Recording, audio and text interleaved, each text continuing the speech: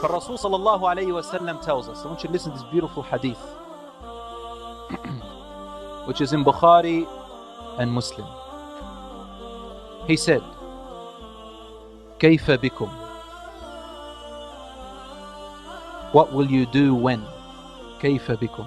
What will you do when? Iraq,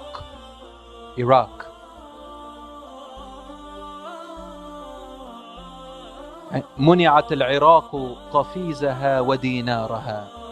When Iraq is denied its currency. The قفيزها is the old currency of Iraq. What will be your state and what will you do when Asham, when its currency is denied? And what will you do when Egypt, its currency will be denied? And you return to where you began in the first place. What does this mean? When Iraq is denied its currency, when a country falls, its currency falls as well, doesn't it? And you no longer deal with its currency. Another currency replaces it. Al-Rasul ﷺ, or the narrator of this hadith, the Rasul ﷺ was asked, how will it fall? And he said, by foreign intervention. Foreign intervention. Al-Ajam. So Iraq's currency will fall by the invasion, and another currency will replace it. Then, after that, he placed it in sequence. Asham's currency will be denied. So Asham as a nation will fall. Again, another currency will replace soon, and it has to be by a foreign intervention. Currently, we see only one part of it, inside. It's a bigger picture than what you think.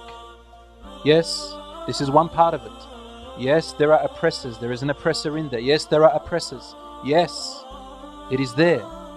However, it is one of the rocks, one of the plots within the bigger plan. Then Rasul ﷺ said, after Asham, he mentioned Misr, Egypt. You think it's over for Egypt right now? According to this hadith, which is in Bukhari and Muslim, something else is coming up. When the currency of a nation falls, it means that the country itself falls and there is an invasion.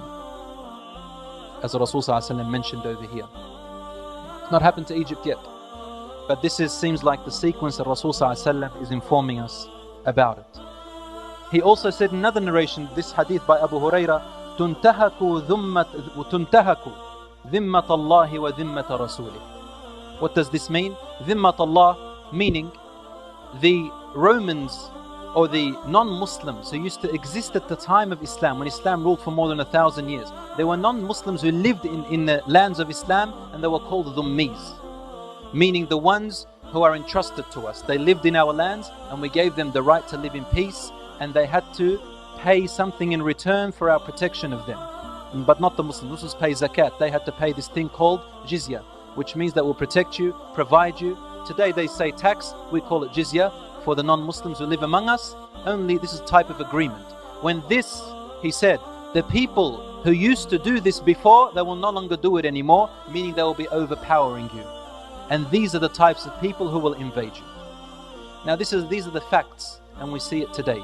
What has happened to Iraq is not something that anyone can deny. And what is now happening in Asham is both intervention within and outside. And it is yet to come. Asham, however, is totally different to the rest of the world. It is different to Iraq. It is different to Egypt. It is different to everything. Asham means Lebanon, Syria, parts of Jordan, Palestine. They call it today Israel. I'll call Israeli territories are in there.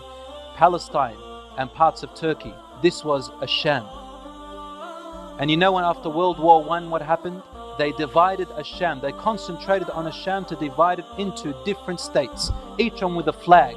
And they turned the Arabs and Turks against each other because we were once one nation.